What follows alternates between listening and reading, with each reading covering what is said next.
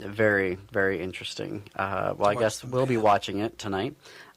Decision Desk HQ is my preferred place to watch for calling election results. AP, obviously, everyone loves AP, but I've noticed that Decision Desk HQ gets them out faster than AP does. Sometimes it's only about like 3 minutes, but when you're watching, 3 minutes counts, right? So, yeah, and obviously, you know, check into Bolts Mag. They've just got, it's such a great guide that they have here, really succinct, very well laid out there, and you know, each race here is maybe 2, 3, there's one here that's 4 paragraphs that really breaks down what's at stake here, what's the state of the race. And so, yeah, boltsmag.org. They're not paying us, by the way. I just love this publication, so I'm not actually getting paid any dollars from them to hype it up. I just really love what they do over there. Really like it. Okay, I don't think there's anything else really to say about Election Day today, except for if you live in Tennessee or in Georgia or in New Jersey, please go out and vote. We are a pro-democracy show here, so please find your polling location, get in line, and make your voice heard. That is all for us today. Okay. Again, programming note for folks in Chicago, WCPT 820, starting Monday, December 8th, we are moving to a new time. We will be at 10 p.m. Central, so weeknights at 10, you can listen to The Gailey Show. Of course, you can find us anytime on YouTube. YouTube.com/@TheGaileyShow. We actually have whole playlists of Chicago LGBTQ news there. But anyway, for right now, up next on WCPT is Choose Views with Richard Chu on AM 950 Radio, Minneapolis. It is the Matt McNeil Show. Stay tuned after that for Native Roots Radio, and then at 10 p.m. Central, step into the unknown with Greg Bakken on Ghost Box Radio. And until this time tomorrow, keep it queer, America. Keep it queer.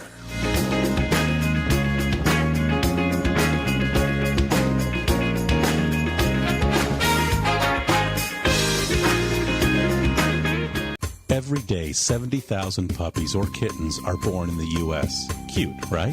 Well, what's not cute is that half of all litters are accidents. And when a kitten has a litter of oopsies and a puppy has a litter of uh-ohs, pretty soon you have thousands and thousands of OMGs. And that leads to millions of pets being killed in shelters each year. But if 80% of people with pets say they believe in spaying and neutering, then what gives? Turns out that those sweet little fuzzballs can get pregnant sooner than you think. A lot sooner. But here's the good news. You can stop the accident before it happens. You just have to remember one number, 4, as in 4 months. When you bring home Maggie or Ruby or Puddles or Clyde, get them fixed at 4 months old. It can be old enough to get pregnant, and it's definitely young enough to make a difference. Prevent more. Fix at month 4. Visit fixat4.com for more information. Brought to you by Best Friends Animal Society. Tolerance is accepting someone before they walk through the door. It's about accepting people for who they are as individuals. Tolerance is celebrating the diversity that makes us great. Tolerance. Honor the differences. Picture a world of respect. Visit tolerance.org to learn more. Cancer affects all of us. Today alone, 5,370 people in the United States will be diagnosed with cancer. That's why Stand Up to Cancer funds and develops the newest and most promising cancer treatments to help patients today. Stand Up to Cancer wants to provide you with every opportunity to join in this mission. By donating your home, land, or commercial property, you can help Stand Up to Cancer fund innovative cancer research. Donating eases the stress associated with selling a home and can also help lead to the next breakthrough in cancer prevention, diagnosis, and treatment. Stand Up to Cancer makes the process easy, and it may be tax deductible. It will take all of us standing up together to put an end to cancer as we know it. Help us save lives right now. Your home or property could hold the key to the next breakthrough in cancer research. Visit standuptocancer.org/giveproperty to learn more. Facts matter now more than ever. This is WCPT 820, Chicago's Progressive Talk. We're your source for truth. AP News, I'm Marcela Sanchez. In Tennessee, Republican Matt Van Epps won a special election for a U.S. House seat. The people of Middle Tennessee stand with President Donald J. Trump. His margin of victory was slimmer than President Trump's in that district last year. That's fueling Democratic hopes ahead of next year's midterms. European officials are accusing Russian President Vladimir Putin of not wanting peace in Ukraine after 5 hours of talks with U.S. envoys at the Kremlin yesterday showed no breakthrough. European officials have accused Russian President Vladimir Putin of faking interest in peace efforts after talks with U.S. envoys at the Kremlin showed no signs of a breakthrough. Before heading into a NATO meeting in Brussels, Estonia's Foreign Minister Margus Tsahkna spoke to reporters. He's pushing more aggressively on the battlefield. It's pretty obvious that he doesn't want to have any kind of peace. Latvia's Foreign Minister Baiba Braža also commented. Russia is trying to split NATO, and they are trying to get it through these so-called peace talks. Putin met late Tuesday in Moscow with US President Donald Trump's envoy Steve Witkoff and son-in-law Jared Kushner. The Russian and American sides agreed not to disclose the substance of the talks, but Yuri Ushakov, a senior advisor to Putin, spoke briefly to reporters. Some of the wording that was proposed to us doesn't suit us, so the work will continue. The meeting was another step in a renewed US push to broker a peace deal that has been out of reach since Trump's return to office in January. I'm Nayan Kim. Federal authorities are planning an immigration enforcement operation in Minnesota that'll focus primarily on Somali immigrants living unlawfully in the U.S. They contribute nothing. Yesterday, Trump said, I don't want them in our country, I'll be honest with you. Okay? Somebody would say, oh, that's not politically correct. I don't care. More information at apnews.com. This is AP News. The suspect in the National Guard shooting has made a court appearance via video. AP's Lisa Dwyer has more. The man accused of shooting 2 National Guard troops near the White House has pleaded not guilty to first-degree murder and assault charges. Ramanola Lakanwal, who was shot during the confrontation, made his initial court appearance by video from a hospital bed for charges stemming from the November 26th shooting that killed 20-year-old specialist Sarah Beckstrom and wounded 24-year-old Staff Sergeant Andrew Wolf. Prosecutors say it appears that Lakanwal traversed the city to some extent before approaching the troops and shooting them. The judge ordered Lakanwal detained, citing the sheer terror that resulted from his actions. I'm Lisa Dwyer. More information at apnews.com. I'm Marcela Sanchez, AP News. This is 8:20 a.m. WCPT Willow Springs and streaming worldwide at WCPT820.com. We are Chicago's progressive talk, where facts matter. Now, your WCPT 820 weather update.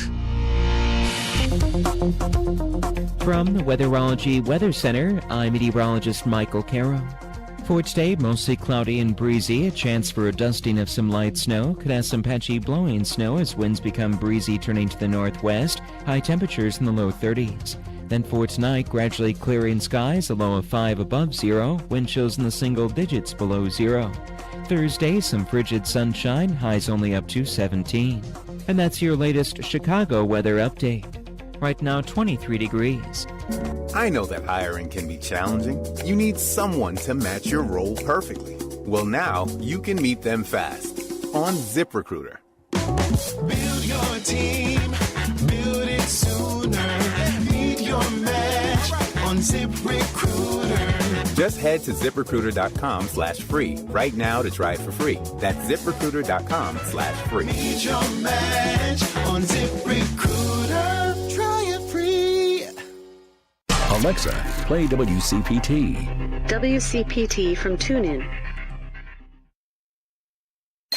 Welcome to Choose Views with Richard Chu.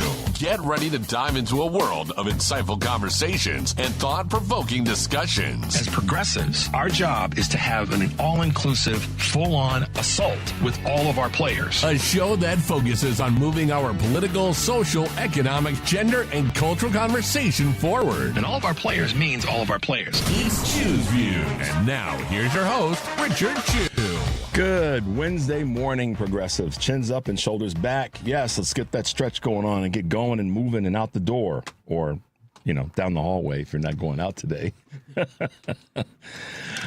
Welcome to the December 3rd, 2025 edition of Choose Views, 773-763-9278. Find my show on Facebook Live, TuneIn Radio, heartlandsignal.com, YouTube. Email me, of course, at richard@wcpt820.com. And follow me on X, Instagram, LinkedIn, Facebook, Blue Sky, Threads, Substack, and Spoutable. Yes, catch all of our shows, as always, by subscribing to our WCPT podcast on Apple Podcasts, Spotify, and iHeartRadio. There you can get Choose Views, featured interviews, Joan Esposito, live, local, and progressive, Driving It Home with Patty Vasquez, It's a Democracy, Stupid, with Edwin Eisendrath, Out Chicago, and our other great shows and interviews. You want to make sure you are hanging out there because it's the place to be. And that's why you make your way over to heartlandsignal.com. What's happening over at Heartland right now? We've got a couple of great clips. This is a new story that you guys should kind of do your own visiting and talking about and reviewing on. And that's this Republican mayor in Kansas is facing deportation over voter fraud. Joe Caballos, a longtime Republican and small-town mayor in Kansas, is facing felony voter fraud charges and possible deportation. So from the same presidential administration that he voted for. But that's what happens or that's what you can find, I should say, over at Heartland Signal, are all the great articles and posts that we have there. So make your way over to our site there. Okay. Today's show, let me get to this because I want to get to a couple other things, and then we've got a couple items you want to check out with this. Today's show, Rachel Burns, who is running in Iowa. She will be with us in the 6:30 hour right around the corner. So we want to make sure to give her time. Looking forward to chatting with her in the 6:30 hour as candidate in Iowa's District 7. Kurt Mullett, Wednesday, Hoosier Blue 63. Looking forward to hanging out with Kurt for a bit this morning. I know he's got some things to say about a few items, things that he's posted and all. And then from Ohio, Congresswoman Emilia Sykes will be with us in the 7:30 hour today. We were fortunate to have a little bit of help from our good friend Kurt Herner in Akron, Ohio, to help get the Congresswoman on this morning. So we will be chatting with her at 7:30. So that's what's happening on today's show in terms of our guests. We got a contest that's going on. We've got a survey that we're doing. Oh, my goodness. I need a couple extra hands to make it happen. And one other little thing I want to do is give a shout out. Today is my man Henry's birthday. He's putting his business in the street, and I know he's going to throw something at me for doing that. Thank you, Richard. You're very welcome, Henry. So when y'all, if you happen to call in today or text, make sure to show Henry some love. If you don't, I'm going to get after you for that. But Henry puts in hard work, and he is dedicated to what we do here. So he deserves all the praise that y'all can give him on his birthday today. So there you go. And so you're a Sagittarius. Yeah. My man. Absolutely. Fire sign. Yeah, the best sign of them all. Well, I don't know about that. You're in the best of the three. Right. Okay. We're cousins in our threesome. Yeah. Aries, Leo, and Sagittarius. There we go. Yeah. See, there we go. So that's why Henry and I roll so tight. But happy birthday, my man. All right, guys. Progressives, check this out. Republicans refuse to extend the Affordable Care Act tax credits, which are going to expire this month. Time has run out on Republicans playing partisan games. We have a discharge petition that, if it received an up or down vote in the House of Representatives, we are confident will pass. But obviously, Mike Johnson has zero interest in protecting the health care of the American people. Instead, these extremists are gutting the health care of the people that they represent, including in the state of Louisiana. All right. So let's talk about politics in terms of elections and all. We know that Afton Bain did not win last night. I'm not going to say she lost. She didn't win. We didn't win that seat. Let's just be honest with ourselves about it. Let's not be giving out any, and I'm not being disrespectful in any way, but we're not going to give out any, special awards for playing hard. We play hard because we play hard to win. We did not win in this election in Tennessee. So I was pulling hard. You guys heard what I had to say last week and, of course, the beginning of this week in terms of doing whatever we could to help get her over the finish line to win this, because it's a big seat for us. All of them are. So I thought about this last night in terms of how we look at this. We didn't win this seat. So what do we learn? There's a couple things. First of all, we keep fighting. Okay, that we start right there. We acknowledge that we didn't win, and we keep fighting. But if there is a lesson to be learned, or lessons plural to be learned, is that, and I go back to 2024, we asked the question, what lessons do we learn? And I think that this is probably the biggest one of all. And it's not so much about messaging, which is part of it, but it's really a different approach. And the lesson is about a different approach, or an adjusted approach. And that's a couple of ways of looking at this. Okay.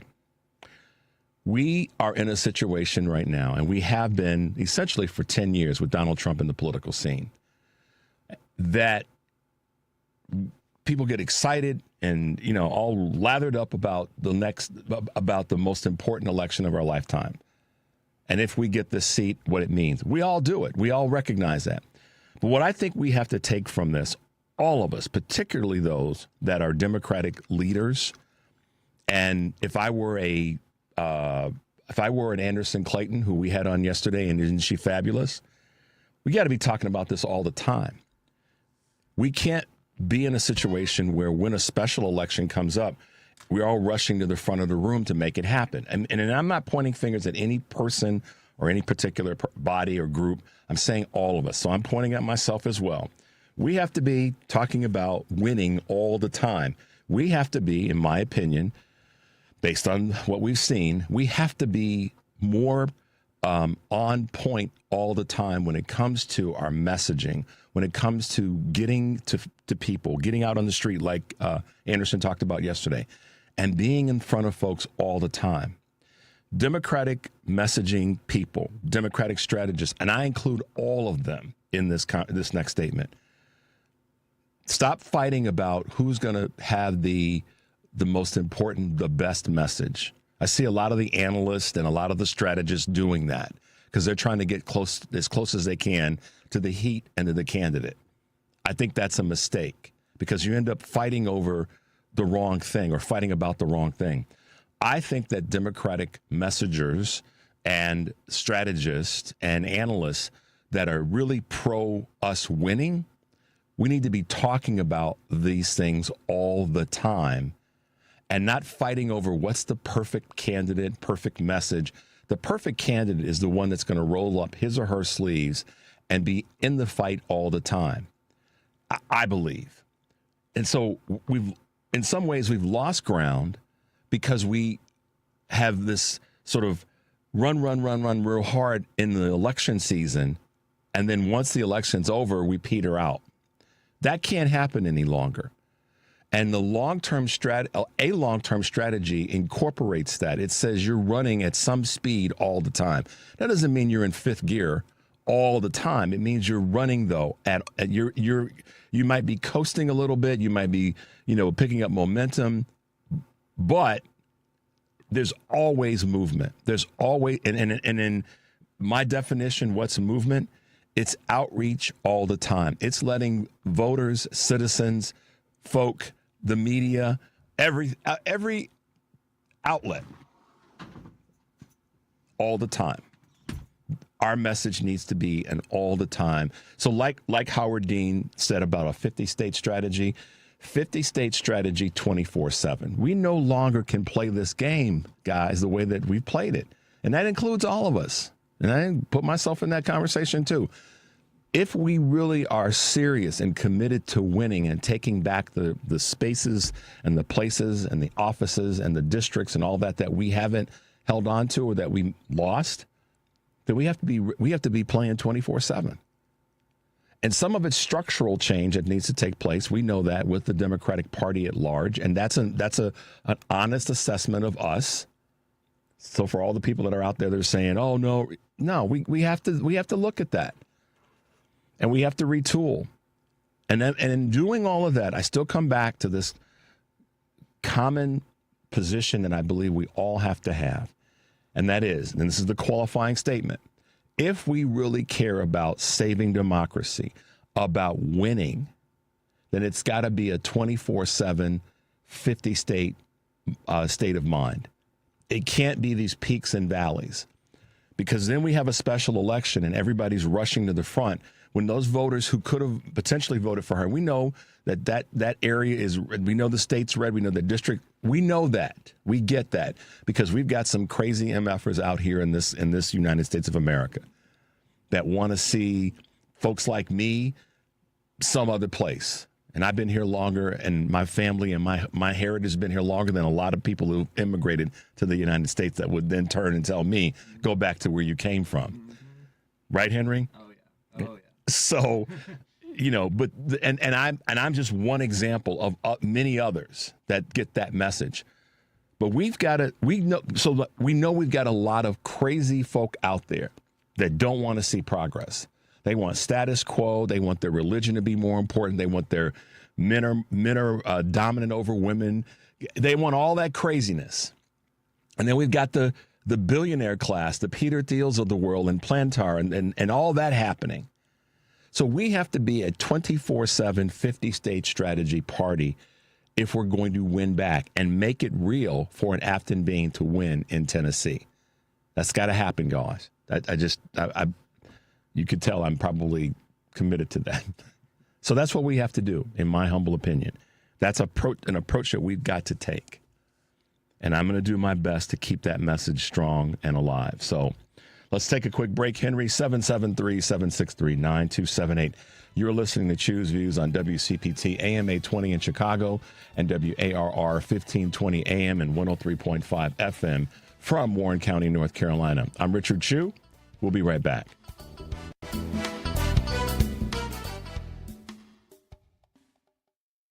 This is a WCPT moment in labor. In the summer of 1909 in McKees Rocks, Pennsylvania, the workers of the Pressed Steel Car Company went on strike due to missing wages. 5,000 workers, mostly immigrants from Eastern European countries, walked out. They protested a corrupt payment system called pooling. The workers also claimed their wives and daughters were sexually assaulted in order to repay debts accumulated for food and housing. On average, one worker would die every day from the poor safety conditions. The workers received solidarity from the International Workers of the World, Standard Steel Car Company of Butler, and the railway trainmen and streetcar motormen who refused to haul scab workers into the city. The strike culminated in a bloody confrontation resulting in the deaths of at least 12 workers and one deputy sheriff, with many more workers injured. This led to a settlement which gave workers increased wages at a posted pay rate and ended the abuses of the company's housing practices. This has been a WCPT moment in labor. We're working for your rights. Alexa, play WCPT. WCPT from TuneIn. Richard Chu's got his eyes on the truth. And you're right where you need to be. This is Choose Views. All right, guys, welcome back to the show. Thanks for being with us this morning. Yeah, I'm a little ranty this morning about, we didn't win, but in the bigger picture in terms of how we win, because there's other elections coming up, other specials that we've got to be on point for to win. So let's be about it, 24/7, 50-state strategy. No more of this, rush to the front of the line at the last minute. That's not going to work. Even with the wins that we've had, we've got to make sure that we're plugged in for the full run. So there you go. Just wanted to make sure that everybody gets that and understands that that's how we have to play this game. All right, let's talk about a couple quick things that we got going on here. We've got a contest and a survey. Fry the Coop is Chicagoland's answer to hot chicken. The fast casual chicken shop brings the heat with its simple cooked-to-order menu, whether you want it crazy hot or no heat. Country Fry, the Coop satisfied your fried chicken fix. Signature sandwiches include the Nashville hot chicken and cheese sandwich, of course, Chicago's hot chicken sandwich, donut fried chicken sandwich, and spicy butter fried chicken sandwich. Fry the Coop has 10 locations in the Chicagoland area, open daily. Visit frythecoop.com or follow them on Instagram. How about that? Follow them on Instagram at Fry the Coop. Contests running on WCPT are open to listeners 18 or older and residents of the greater Chicago and northwestern Indiana area. One entry per person, one winner per household, void where prohibited by law, and listeners may only win or qualify to win once every 30 days. Complete rules are available on our website at WCPT.com by clicking on the contest tab. Okay, now we had a survey also. So we have a quick favor from our listeners, especially the folks who help spread good information. If you've ever shared something you heard on WCPT or read on heartlandsignal.com, either a clip or a story or a moment that cut through the noise, we want to hear from you. We're building a network of people to help their community stay informed, and you might already be one of those folks. It'll only take a couple of minutes. If you fill out the survey, you can enter a drawing for one of 5 $25 Visa gift cards. Just go to heartlandsignal.com/share and tell us how you pass information along. Again, that's heartlandsignal.com/share. You're a big part of how trustworthy pro-democracy news actually travels, and we want to learn from you. So thank you for your participation. Also, the Choose Views, featured interviews, and full episodes podcasts are available on Spotify, Apple Podcasts, TuneIn, iHeart, YouTube, and Amazon Music. Search for Choose Views or visit our new podcast page at heartlandsignal.com/podcast.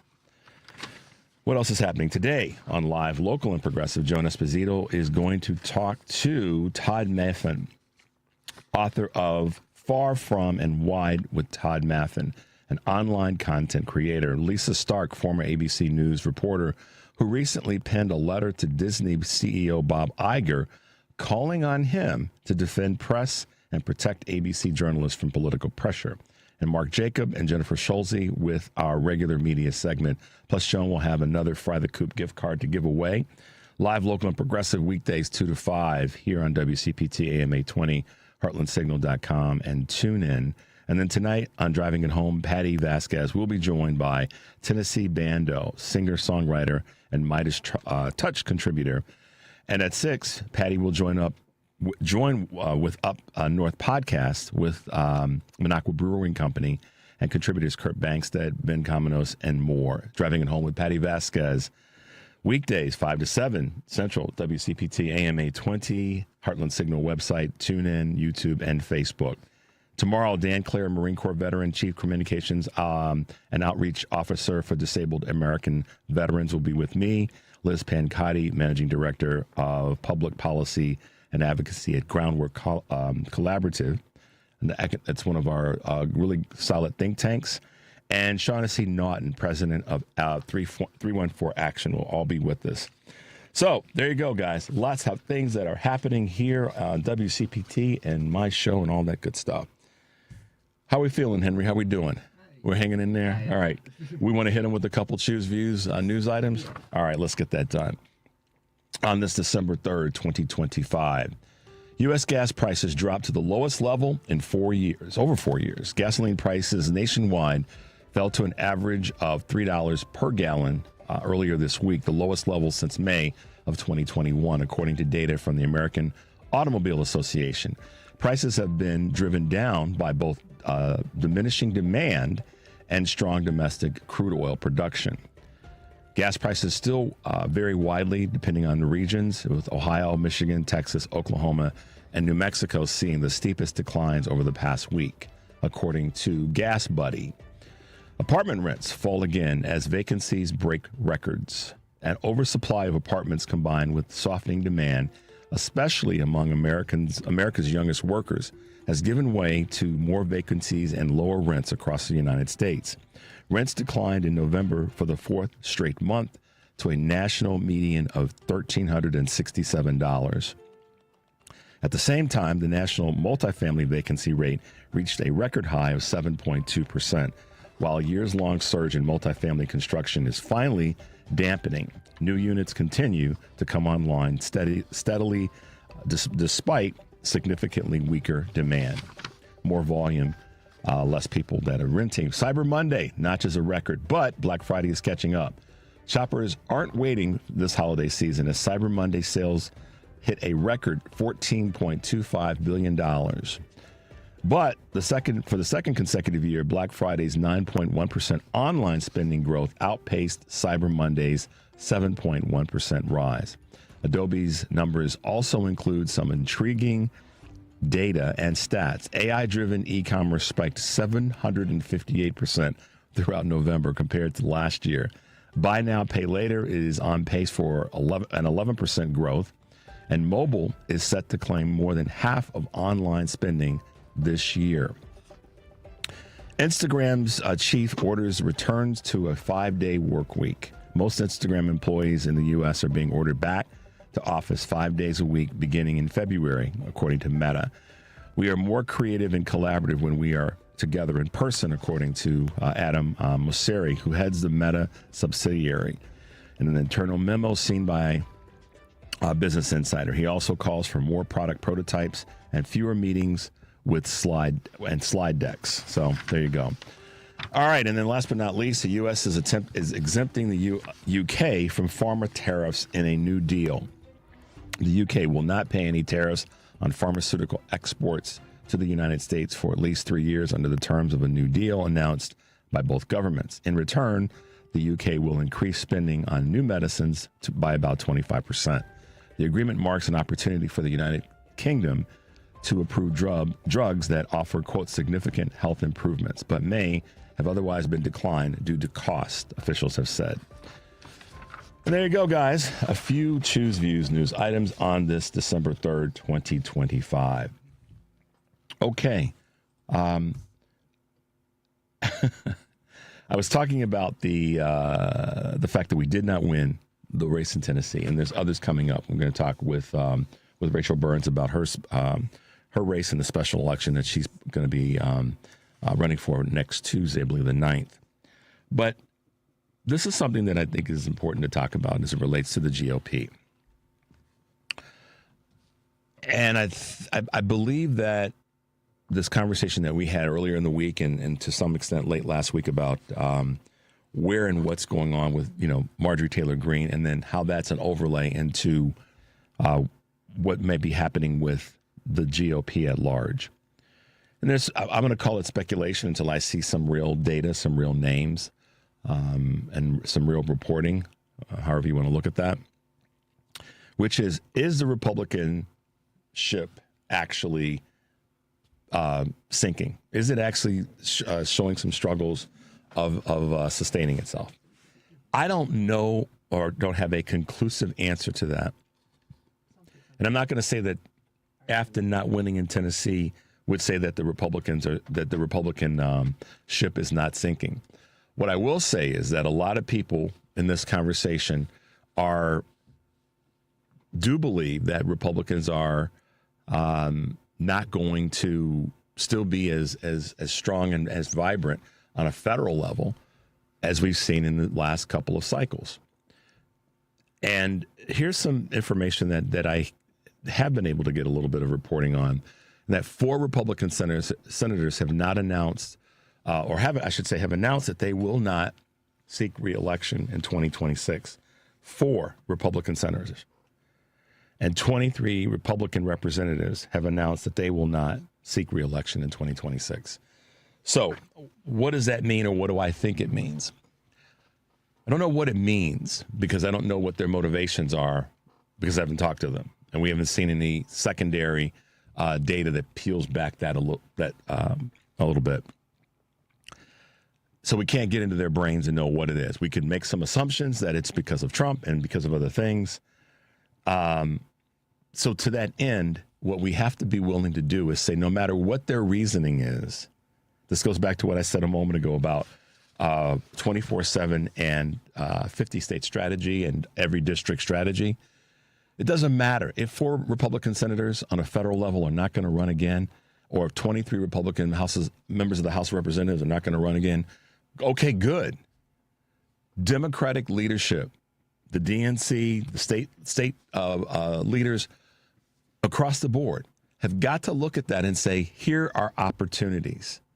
It's not a special election. We know special elections have a different vibe, and we've had some successes in them, and we didn't have the win.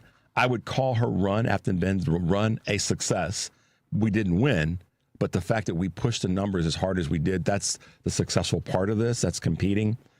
But Democrats, listen, we have to be willing to fight in all places, everywhere. And no matter what the reasoning is behind these senators, Republican senators and House members not running for re-election, no matter what it is, that's an opportunity for us to take over in those areas. And that's what we have to stay focused on, in my opinion.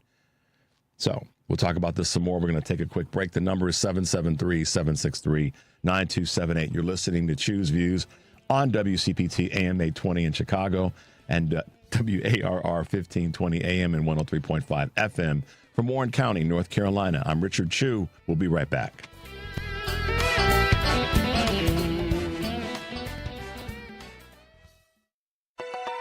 Check up on health with Chris Whitting. Planning for healthcare costs as we age is daunting. Gonal Wetstein is a senior research economist at Boston College. For a 65-year-old today, over 80% will need some amount of long-term care. Now, a lot of that is going to be things like cooking, managing your budget, shopping, things like that. But then almost 1 in 5 will need what we call high-intensity care, which is assistance with at least 2 of the list of activities of daily living, which is walking, getting out of bed, using the bathroom, showering, getting dressed, things like that. Basic activities. So more than 2 of those, and we'll need that help for more than 3 years. Professor Wetstein points out that the average cost of long-term care is substantial, with a semi-private nursing home room costing about $100,000 per year. With Checkup on Health, I'm Chris Whitting.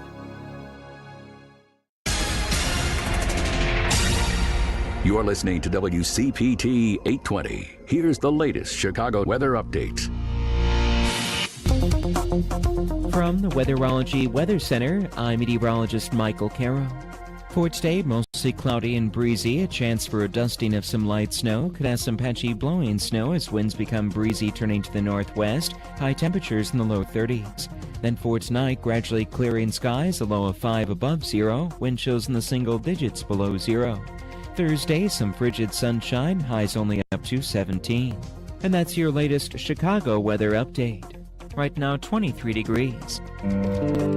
Computers are a wonderful tool, but every day children are sexually solicited online. Protect your kids online. Visit cybertipline.com. Help delete online predators. This message brought to you by the National Association of Broadcasters and this station.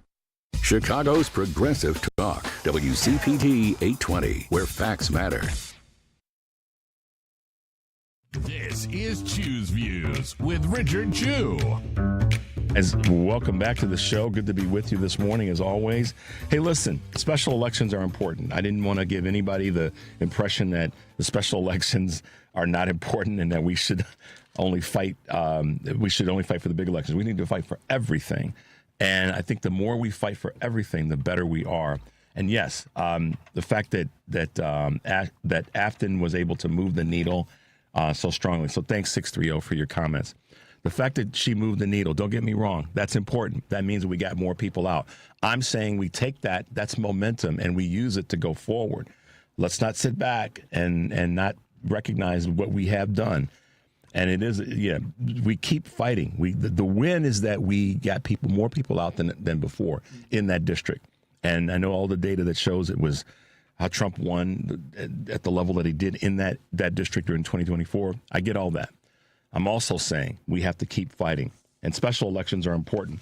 And we've got another one coming up next Tuesday in Iowa. Iowa's been getting stuff done. And that's a good example of why we keep fighting, and we fight 24/7 rather than just, in those.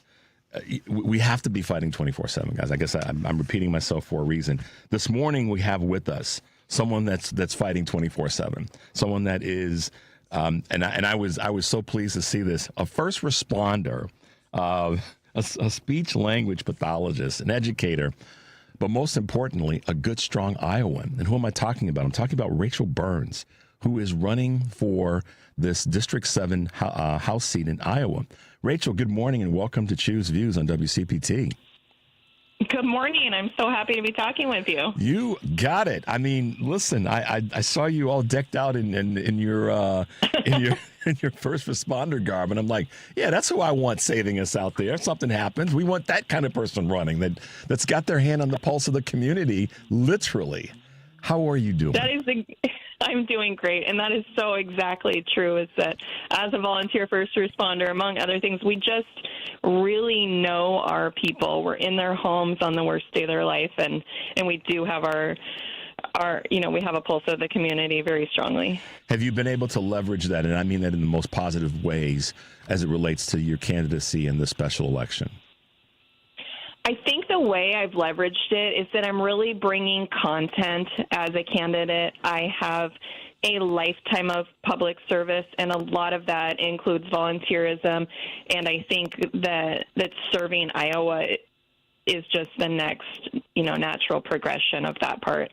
And you've been serving Iowa for a long time. I mean, you've definitely, because of the work that you've done as a volunteer, the work that you've done as a speech pathologist, you've been part of the donor network. You've really been someone that's there, rolled up your sleeves and got involved. Let's talk about what this race means, what this seat means to the state of Iowa, and really, frankly, for the region. Because I'm of the mindset right now, Rachel, that every place, I just said it earlier, we have to compete in every single election, 24/7, 50-state strategy. Talk to us about that.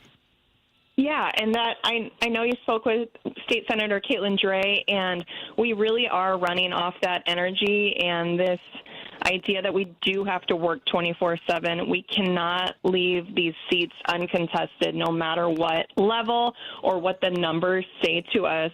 And so our Iowa House District 7 is 3.5 rural counties and in western Iowa. So I announced on September 13th, you know what, I'm going to do this. I'm going to be the one for the 2026 primary for the Democrats. There's nobody else that I know of stepping up yet. And 6 days later, our current representative resigned his seat, and it became a special really quickly. Yeah, and so now, you're in the mix. You're in the mix, and you recognize that, like I said, we can't leave these seats uncontested. We can't just look at the numbers and say, well, we haven't performed here in the past, and we probably really shouldn't spend the money putting someone up. We don't know what's going to happen. Voters are frustrated, and I think that voters of all makes and backgrounds are frustrated. The question really, and this is one I want to ask you there at Iowa, that has been purplish from time to time, and then it's been blue, and then it's been red. What are you really seeing there right now in your district and then the entire state? So the biggest word I'm hearing at the doors right now is civility, which really did surprise me.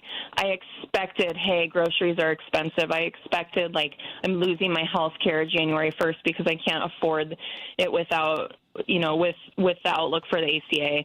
But that word civility keeps coming up. People are saying, I am tired of fighting in government.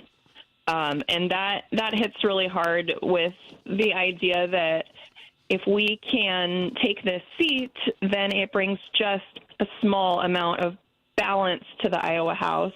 With the former representative, we were at a GOP supermajority in Iowa for the House. And I think if we can just provide a little bit of balance for this one session before I'd have to do it all again, it's going to be a positive thing, and it might engage people that are so disengaged by what has been going on. And that's why, you running is important. Caitlin's win is important, and more things happening in the state of Iowa are going to continue to be that way. I think that you've got a real good handle on what people are saying, and it's not. And I wasn't aware of that, but it makes sense in terms of civility, and people are tired of the fighting.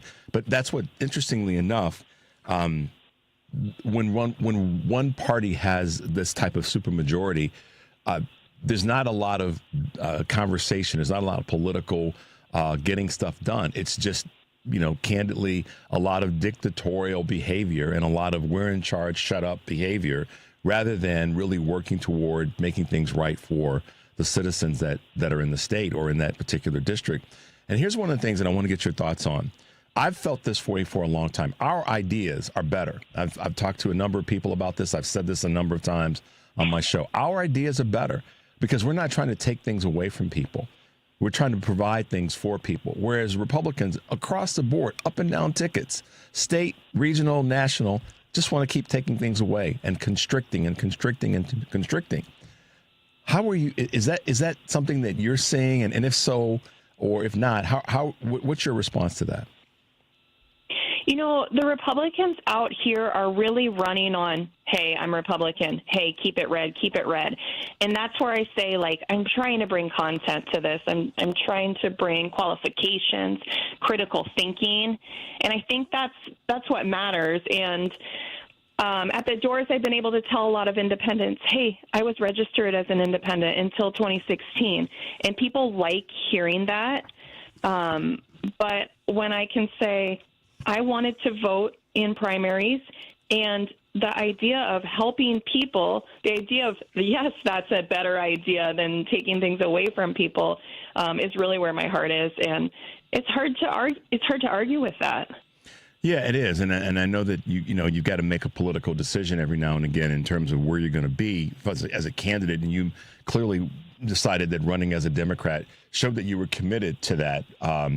100%. And I think that's important. And I don't mean any confusion on where I stand right now at all. But I do think people relate to that idea of, oh, you didn't just choose what you were born into. You didn't just vote one way for your lifetime for this purpose. It's really, again, that ability to think critically and think about what's going to help people. And the things that have happened in Iowa just in the last session are really taking things away from people. It's been Iowa went to like a flat tax of 3.8% for state income tax, and that has taken so much revenue away from the top. We're now in a deficit of $900 million, and that's coming out of a savings account. We all know how that will work out. Yeah. I had heard about that. So what's your approach, or what do you think will be your approach and conversation about how to, I don't know if fix is the right word for that, but how to, put a dent into changing that? There's definitely some things that need to be undone before we can move forward, as much as I have the heart and desire to move forward. But the school voucher system, for one, is a huge drain out here. It doesn't have any checks and balances. It is a corrupt system, and it's the only item on the budget that doesn't have a limit.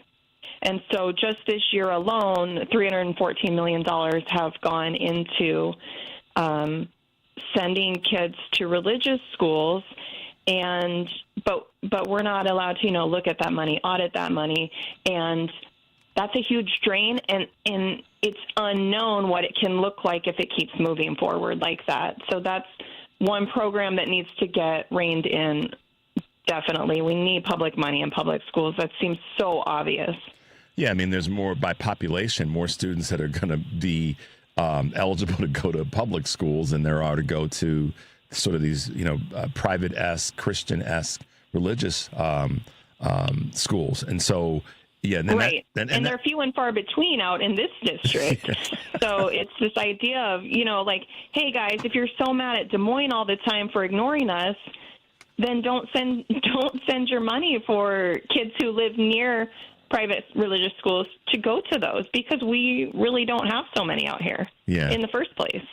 You're listening to Choose Views on WCPT AM 820 in Chicago and WARR 1520 AM and 103.5 FM from Warren County, North Carolina. I'm Richard Chu, and we are talking with candidate Rachel Burns in Iowa. So you talked about the what's happening on a state level and how that's impacting districts. For a moment, we have to talk a little bit about your governor, Kim Reynolds, and she has not been an advocate for things that are right for all citizens in the state of Iowa. She's been really one of those folks that's like you said earlier, she's Republican, but not really to drive the narrative and the conversation for all people throughout the state. Let's talk about her. Let's get into that, about what you see with Kim Reynolds. not to focus too much just on my district, but one of the big things in rural Iowa right now is this idea of the CO2 pipeline. And there are a lot of people who worked really hard to bring forward legislation to protect landowners over the last, I'd say, at least 10 years. And, you know, that bill got vetoed by Kim Reynolds. So that's not popular out here. As much as people want to keep voting their party ticket, it's not in their best interest. And that's an example of that. Some work I actually did for a Kim Reynolds agency a couple years ago was I went around and trained lots of school staff in Stop the Bleed. I'm a CPR instructor. I'm a Stop the Bleed instructor. And so I did that for free in conjunction with state troopers who were getting paid, you know, the school staff that was getting paid to be there, and Kim Reynolds' team that was being paid to organize it but never would show up to the events. And at one point I said, like, hey, guys, I can't keep driving farther in the winter and putting time and money into this, like, really important thing of teaching people simple bleeding control. Maybe you could, like, come up with a stipend or something. And they just stopped communicating with me. So it's interesting. We are happy that she will not be running for re-election, and we'll see what that brings moving forward. What do you think will be, do you have any ideas of who might be running? I mean, is there a strong Democratic candidate that you think could potentially win statewide as governor? You know, we're excited in Iowa that we're going to have a great Democratic primary in 2026. But right now, people are really, really leaning into Rob Sand. And so that's what those things are looking like right now. He's not the only candidate, but he is a strong candidate by the way people are responding to his message right now. And he's the what's his auditor for the state? That's right. Yeah, he's a state auditor. Yeah. Okay, so I know this is an election conversation and really about what you're running for, but I know that you're also plugged into what's happening throughout your state. Joni Ernst is no longer, she announced that she's not going to run for re-election as a U.S. Senator from the state of Iowa. What do you think about that? How will you sort of navigate through that? Whether you're elected or not, how do you think that impacts the state? I think it's done great things for Democrats out here because her attitude and the way that she has spoken to people as constituents and really disregarded things that matter to them has inspired people to step up. Like right now, India May has stepped up to run for Iowa House, who is the one who asked Joni Ernst, you know, in the town hall, like, what's going to happen with Medicaid? People will die. And so she stepped up for that House seat. I think there are 68 Democratic candidates already for those 100 House seats for next year. Wow. But at the U.S. Senate level for Iowa, we're going to have an amazing primary. We have 3 really strong candidates for U.S. Senate, and that's exciting. They have all 3 come out and knocked doors themselves with me, and just we have good people running for that seat now, and I would thank her for inspiring people that we've had enough. Yeah. We're going to step up. On a national level, I don't want to overstate this, but there is a feeling that people are saying that you know, we've had enough. I don't know to what extent. I mean, like, let's be honest. We had tremendous wins a month ago with the November 4th elections, right. And on a governor's, you know, two governor's races, New York mayor, Georgia, Mississippi, you know, Pennsylvania, the California proposition. So we are seeing that when we are on this 24/7, Rachel, rather than just, you know, when there's an election, that we get stuff done, we get wins. And even though Afton didn't pull it off in Tennessee, Afton Bain, she made a huge, massive dent into what was seemingly a stronghold. What is your read on where we are on a state level, a national level, just in terms of how Democrats are trying to move this needle and really make some change? What do you see maybe nationally right now where we are? I mean, we are back in this game. We are engaging voters, engaging volunteers that just haven't had a choice in a long time or who just haven't been involved or interested. I mean, out here, when I'm knocking doors, there are people that have never had a Democrat on their doorstep. They've never had maybe any candidate on their doorstep. And just the way that we've pulled volunteers in for some of these. I mean, how many volunteers did Afton have? Like, the numbers I saw, I can't recall, but were incredible. And the number of doors knocked, and that means something, and that's where the movement is going. But we are also hugely helped by how disenfranchised a lot of Republicans are right now with what's going on at the federal level, and just disgusted by it. I knocked a Republican door a month or so ago, and I had someone cry and apologize to me for voting for Trump.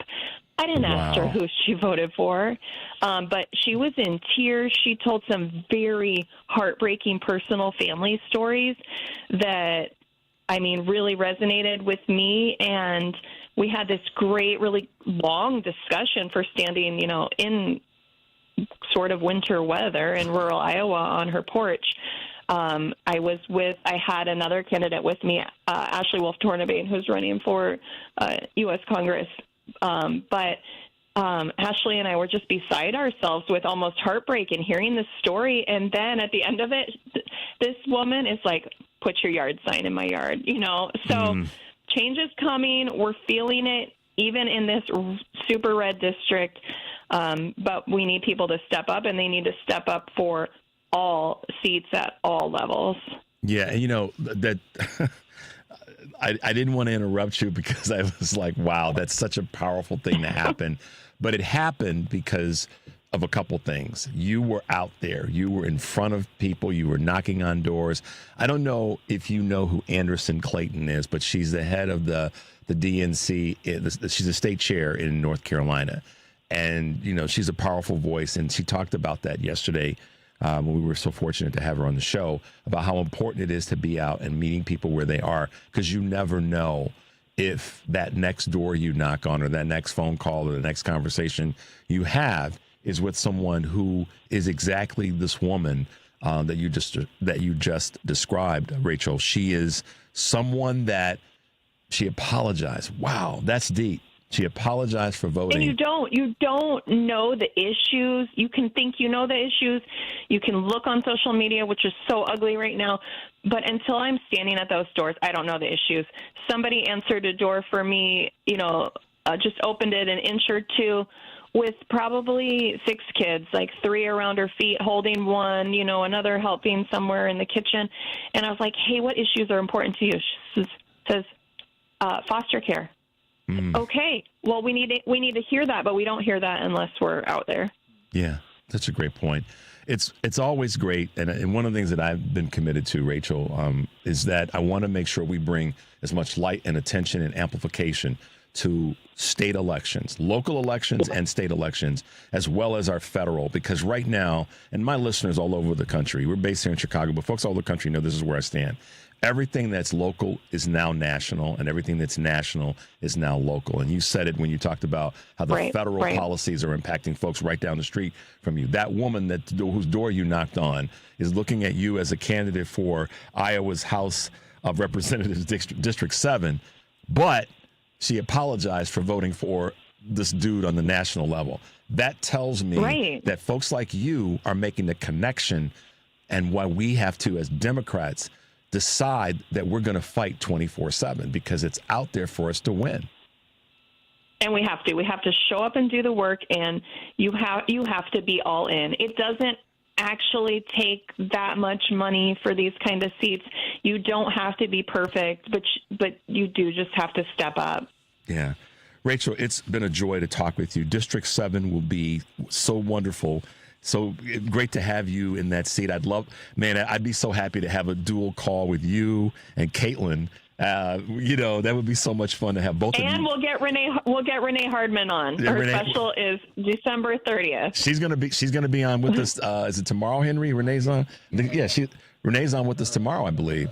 Yeah, I think that's right. Okay. Well, they are working hard out there as well, and she's doing great things, and we're excited. Yeah, no, I'm sorry. Renee's on with us next week. Yeah, she's on with us next week. Okay. So I'm sorry about that. But yes, because we know that if we get these state elections, these state seats, that's then going to create a little bit of a firewall for going forward. So thank you for your hard work. Rachel, how can folks find you and in these last few days be involved in potentially whatever ways possible? Yeah, well, my website is burns4iowa.com, burns like fire, F-O-R, and Iowa spelled out. We're just out here doing the work. I am knocking doors this week. Phone calls are being made. There's also a big phone banking push for this Saturday that you can find on my Facebook, which is Rachel Burns for Iowa. That's fantastic. Rachel Burns for Iowa, District 7. Y'all going to be very pleased if you get the work done and get her in that seat. So thank you for being with us this morning, and anything that we can do in these last few days, I'll be talking about it and just keeping your name top of the list. So keep the fight up. We look forward to having you back after you pull out this victory. Thank you. I appreciate the energy, and the vibe is good out here, and we're happy to do it. Congratulations in advance. Thanks, Rachel. Be safe, and we'll hopefully talk with you soon. Thank you so much. All right. Bye-bye now. Henry, let's go to a quick break. 773. Oh, by the way, I've had a handful of folks that have said happy birthday, Henry. So there you go. You're listening to Choose Views on WCPT AM 820 in Chicago and WARR 1520 AM and 103.5 FM from Warren County, North Carolina. I'm Richard Chu. We'll be right back.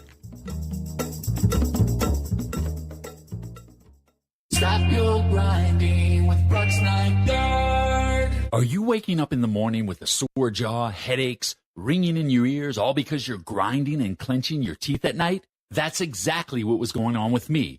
I ended up going to a dentist, and he wants to charge over $600 for a night guard. That's when I found the Brooks Night Guard. You mold it at home to the top or bottom teeth. Other mouth guards go all the way to the back, which allows the back teeth to touch. This is where most of the grinding and clenching occurs. The Brooks Night Guard redirects the bite force away from the back teeth, reducing jaw pain while still protecting the teeth. This unique design is what makes Brooks Night Guard different from all other traditional grind guards. Order your Brooks Night Guard today and get 10% off plus free shipping. Go to brooksnightguard.com and enter the code BROOKS91. That's BRUX91. Stop your grinding with Brooks Night Guard. Are you looking to hire? ZipRecruiter finds the best candidate for your job fast. Try ZipRecruiter for free at ZipRecruiter.com/free. That's ZipRecruiter.com/free. AP News, I'm Marcela Sanchez. In Tennessee, Republican Matt Van Epps won a special election for a U.S. House seat. The people of Middle Tennessee stand with President Donald J. Trump. His margin of victory was slimmer than President Trump's in that district last year. That's fueling Democratic hopes ahead of next year's midterms. European officials are accusing Russian President Vladimir Putin of not wanting peace in Ukraine after 5 hours of talks with U.S. envoys at the Kremlin yesterday showed no breakthrough. European officials have accused Russian President Vladimir Putin of faking interest in peace efforts after talks with U.S. envoys at the Kremlin showed no signs of a breakthrough. Before heading into a NATO meeting in Brussels, Estonia's Foreign Minister Margus Tsahkna spoke to reporters. He's pushing more aggressively on the battlefield. It's pretty obvious that he doesn't want to have any kind of peace. Latvia's Foreign Minister Baiba Braža also commented. Russia is trying to split NATO, and they are trying to get it through these so-called peace talks. Putin met late Tuesday in Moscow with US President Donald Trump's envoy Steve Witkoff and son-in-law Jared Kushner. The Russian and American sides agreed not to disclose the substance of the talks, but Yuri Ushakov, a senior advisor to Putin, spoke briefly to reporters. Some of the wording that was proposed to us doesn't suit us, so the work will continue. The meeting was another step in a renewed US push to broker a peace deal that has been out of reach since Trump's return to office in January. I'm Nayan Kim. Federal authorities are planning an immigration enforcement operation in Minnesota that'll focus primarily on Somali immigrants living unlawfully in the U.S. They contribute nothing. Yesterday, Trump said, I don't want them in our country, I'll be honest with you. Okay? Somebody would say, oh, that's not politically correct. I don't care. More information at apnews.com. This is AP News. The suspect in the National Guard shooting has made a court appearance via video. AP's Lisa Dwyer has more. The man accused of shooting 2 National Guard troops near the White House has pleaded not guilty to first-degree murder and assault charges. Ramanola Lackenwall, who was shot during the confrontation, made his initial court appearance by video from a hospital bed for charges stemming from the November 26th shooting that killed 20-year-old specialist Sarah Beckstrom and wounded 24-year-old Staff Sergeant Andrew Wolf. Prosecutors say it appears that Lackenwall traversed the city to some extent before approaching the troops and shooting them. The judge ordered Lackenwall detained, citing the sheer terror that resulted from his actions. I'm Lisa Dwyer. More information at apnews.com. I'm Marcela Sanchez, AP News. This is 820 AM, WCPT Willow Springs, and streaming worldwide at WCPT820.com. We are Chicago's progressive talk, where facts matter. Now, your WCPT 820 weather update. From the Weatherology Weather Center, I'm meteorologist Michael Caro. For today, mostly cloudy and breezy, a chance for a dusting of some light snow. Could have some patchy blowing snow as winds become breezy turning to the northwest. High temperatures in the low 30s. Then for tonight, gradually clearing skies, a low of 5 above zero. Wind chills in the single digits below zero. Thursday, some frigid sunshine, highs only up to 17. And that's your latest Chicago weather update. Right now, 23 degrees. That's the sound of the ComEd Energy Efficiency Program, saving you money and energy. With rebates on Energy Star appliances, so you can come back to a home full of savings. Discover more ways to save at ComEd.com/home savings. ComEd, powering lives. If you want your children to read, remember, the special ingredient is you. Spend time with your family, building bonds through reading. Those stories, those memories will last forever. This message brought to you by the National Association of Broadcasters and this station. Because facts matter. You're listening to WCPT 820. He's not here to yell. He's here to inform and maybe stir the pot. This is Chew's Views with Richard Chew. All right, guys, welcome back to the show. Thank you for being with us this morning, and thanks to Rachel Burns for hanging out with us this morning. Listen, guys, go to her website. Anything we can do to help get a candidate over the finish line. We don't want to sit back and say we left something on the field, to use a sports analogy. And we know that Afton and her folks down in Tennessee, full out, they did everything they could. But in the bigger picture, I think it's where we've got to keep working to have younger, energetic voices and candidates out there doing what she's doing and fighting this 24/7 50-state strategy, all districts included. And there's a dude that's been doing that in the great state of Indiana and making it known that we got to bring the heat to every conversation unapologetically. You know, it's Wednesday at 7 o'clock, which means that we're hanging with our good friend Curtin Mullett from Hoosier Blue 63. Good morning, Curtin. Welcome to the show.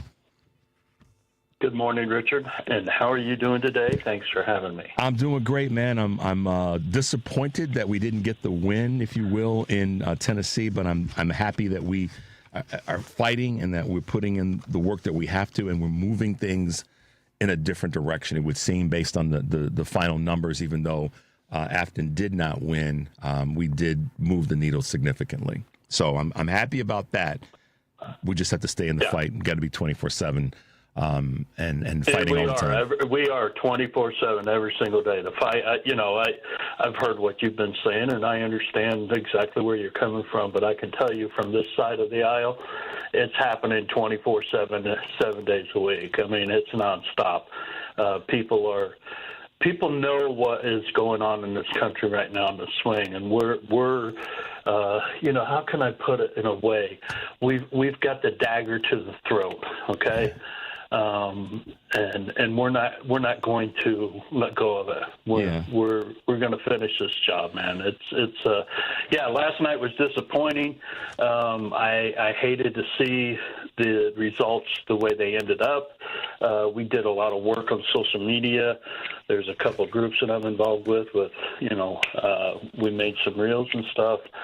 But let me tell you, to do what she did in the amount of time she had and have the number of volunteers, which I think it was around 10,000 that she released or something like that yesterday, the numbers or figures, to make the swing that she did.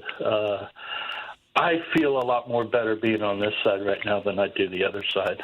Yeah, I do too. Tell you, they're scared. They're scared. They're nervous, and they know if they don't do some cheating, heavy duty cheating like they're trying to do in Indiana. And it may not work anyway, and I don't think it's going to. I think they're going to shoot themselves in their own foot. But anyway, that's No, man. I mean, listen. Go ahead. Go ahead. Go ahead. I was just going back to what Rachel was kind of saying. She. Can you believe that story? I mean, she met a woman. As I like to say, at the furthest, basically at the furthest end of the road. And the lady apologized to her for voting for Trump. I think, I'm hoping that she wins and that story becomes a national story, because how powerful. This is what I mean when I say we got to take every crumb, every little bit, and just keep putting them together to make a nice pie. Those stories are important, I believe. And I know people out there are probably saying, "Chew, yeah, but dude, those stories are important, and we can't allow that to not have the weight that it can have." Because then the lady said, a young lady put a sign in my yard. Mm-hmm. That's the meaning when, like Anderson said yesterday, about getting to people where they are, meeting people where they are. We can't underestimate the power of those kinds of conversations. To linking that to what you just said about being on our side right now is a better place to be. So I just didn't want to let that lose its thunder. And I'm gonna. People need to realize though that this is happening across our country. Okay, MAGA is MAGA. They will never change. Okay. There are some different members of MAGA, but MAGA is majority stupid old white boys, okay? And I can say that because I'm a white boy, okay? They're ignorant, boot-licking, senile, Satan-worshiping, they're idiots, okay? They're white trash is who they are. And if somebody wants to call in and criticize me, that's fine. Give them my phone number. I'll be happy to talk to them, okay? They're not going anywhere. But this man is and I use that term loosely, this man is making a fool of conservatives. Yeah. Don Snorleone, that's what I like to call him. He's making a mockery of this of the party, and he's embarrassing the you-know-what out of conservatives around this country. And it's happening in a big-time way. People are leaving this party, and that's what they're realizing now. And that's why I used the analogy I did a little bit ago. We're very close at really making some. I mean, it goes, from Kristi Noem to Hegseth to Kash Patel to Bondi. I mean, come on. How many more times are people going to sit back and say, wow, what are we doing here? I mean, we're sitting there falling asleep talking about getting rid of criminals and the drug dealers in our world. And at the same time, we're releasing one of the most notorious cocaine smugglers that this country's ever seen, even worse than Pablo Escobar. Yep. I mean, meanwhile, shooting boats out of the People are water. not that stupid. Yeah, we're shooting boats that are 2,000 miles away from America that have no chance of reaching our shores to begin with. That's right. I mean, it's. Yeah, I mean, Come on, people aren't that mega stupid, but people aren't that stupid. They've just been hoodwinked and bamboozled. I mean, and they're finally waking up, and this is what's happening. So, the intensity has to, we have to stay on it. We've applied the full court press. Now it's time to end the game for them, and this is what our mission is, and how soon that's going to be, I don't know. But it has to. They're feeling it here in Indiana. So no, I mean, listen. Your passion is important, and this Sorry, is I'm going. No, please do not apologize, because that's what we said we need to have. That kind of energy, Kurt, has to be from all of us. And I'm almost said I'm sorry, but I'm sorry if people got an issue with it. If you got an issue with that, then that's your problem, y'all. And I know that folks don't have an issue with it, and many of us need to hear that on a regular basis. But when you step back, like you just did, and look at all of this craziness, all of this mediocrity, all of this lawlessness, and frankly, a sense of we don't give a damn about you all. We're going to do whatever the hell we want to. Noam, Hegseth, Besant, McMahon, all of them. I mean, every person in the cabinet, right down the list, Miller, all of them have this attitude. We don't care. And Trump just said it about some of the refugees, I think it was. He doesn't really. So listen, people, listen, y'all. You've got to bring some passion to this fight, because the truth of the matter is the Republicans are weak. They can't handle our passion. You notice when a Jasmine Crockett or an AOC or a Swalwell or any of our team says hell no and punches hard, they wither. Oh yeah, and then they start name calling and going, well, she's ghetto, she's this, and he's off his. They go down that path because they can't actually fight with that kind of heat and that kind of energy.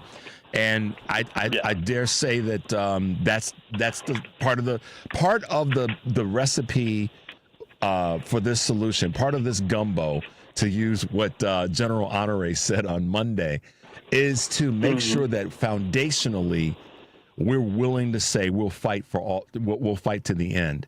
And I think that's a gentleman who clearly understands what that means. And we can take a lot of lessons from him when it comes to being willing to tell somebody to shut the you-know-what up. If you're not going to fight, then get the hell out of the way.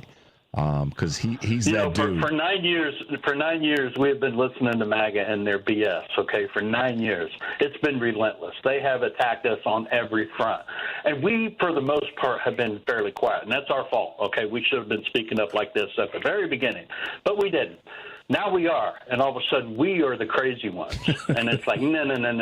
You're not playing that game with me, okay? Nope. I'm not the crazy one. Just because I'm finally speaking up and you can't handle it, you're the one that's got the problem. But let me tell you something. There are so many things that just prove who this guy is in this administration. But one thing that is really eating at me right now, that blares in my face. Oh, no. We have a National Guard soldier who was shot 6 days ago, okay? And we have yet to receive an order for half staff. Yep, I know. Charlie Kirk got one in 4 hours. Yep. For 4 days. Yep. Now, never served in the military, never even got close to serving. Nothing. Nothing. If people don't understand the magnitude of that message right there alone.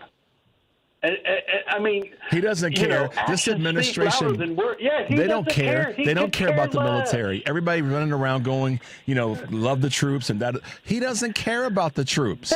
He's called them losers. And so Charlie Kirk gets it inside of, a half of a day.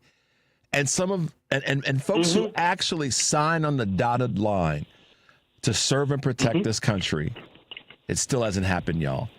And I knew Kurt was going to bring this because I watched what he posts. But yeah, that ticks me off in a major way because, we hear the Republicans always talking about, let's protect the troops, let's honor the troops, and all this other garbage that comes out of their damn mouths. And then when it comes to really cutting the nut and doing one of the more basic traditional things, they haven't even done that yet. Meanwhile, see, this is the other side of this issue with this boat shooting, the boat. Here's the other side of it, what people don't realize, or at least it's not being talked about by corporate media, and MAGA sure as hell doesn't get this. We have troops all over the world right now. It puts our troops in harm's way when the United States recklessly uses its military power. We have men and women in places where we have allies and where we have enemies and everything in between, Kurt. And when we do something this stupid and reckless and then try to justify it, it puts our men and women that serve, that are in the military, that are in 8 foreign agencies at risk. And so for all these people running around talking about he had the right to do this and the right to do that, they have lost their ever-loving minds because they have forgotten about the men and women that are at risk in different parts of the world. You're listening to Choose Views on WCPT, AM 820 in Chicago, WARR 1520 AM and 103.5 FM from Warren County, North Carolina. I'm Richard Chu. We're talking with our good friend Kurt Mullett from Hoosier Blue 63. Kurt, what say you about my point about our troops and their safety?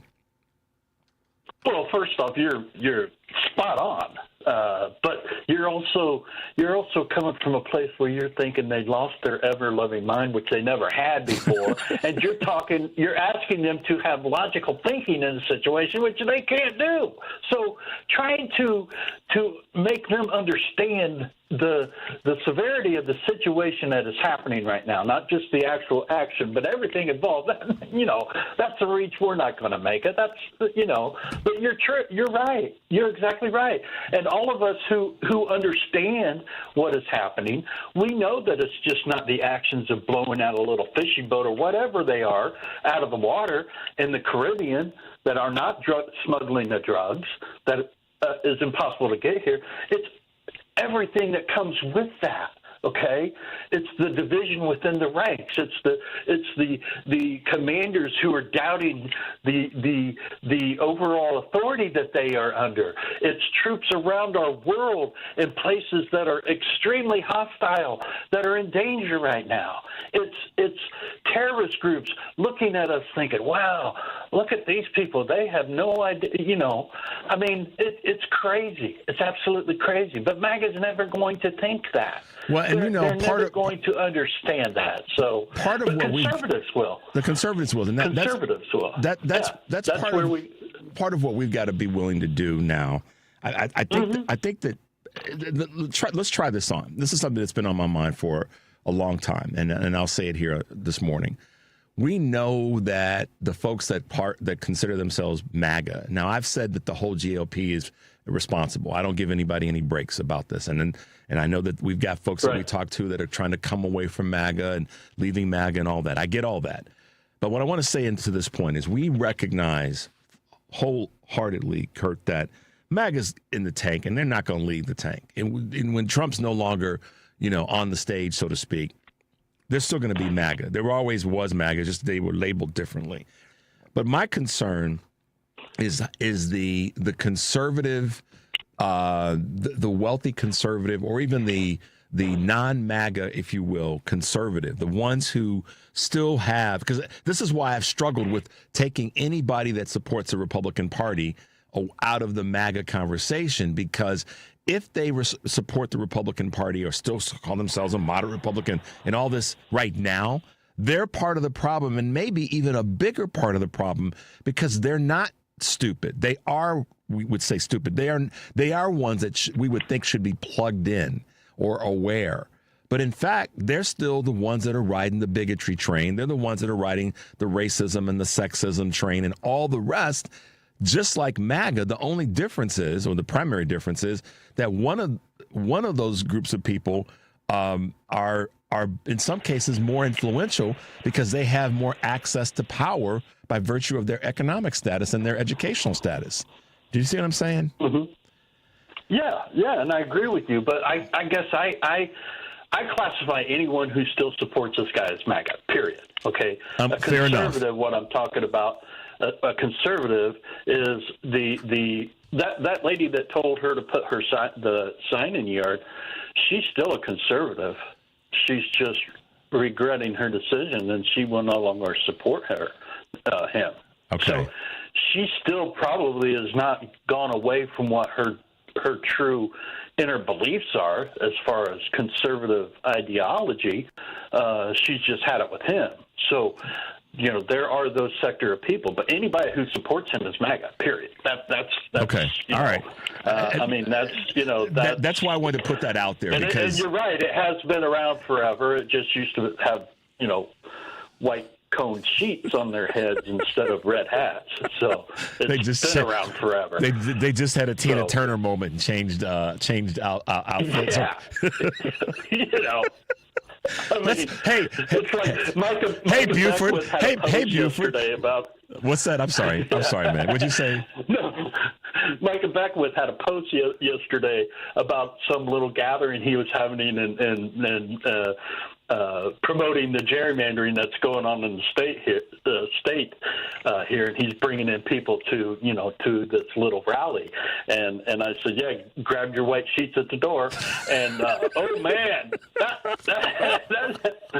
I got some response on that, and that was an innocent comment. I saw that, man. Well, no, but seriously, it's like Buford said to Bubba, "Hey, Bubba, why don't we wear these red hats over here rather than them white seats? Because them white seats, they see us coming." I mean, that is. They just changed costumes, man. That's why I said it's been there since being racist and sexist and misogynist has been there. So. You need to work on your accent a little bit, though. That trying to get that white hillbilly, you got to work on that a little bit, because I come down from a little bit more place than that. They talk about their banjo music. I love that banjo music when I hear it come from the woods, man. That gets me all riled up. You know what, people? So work on that a little bit, will you? Oh my gosh, I'm having a menopause moment up in here. Oh God! Listen, back-to-back days.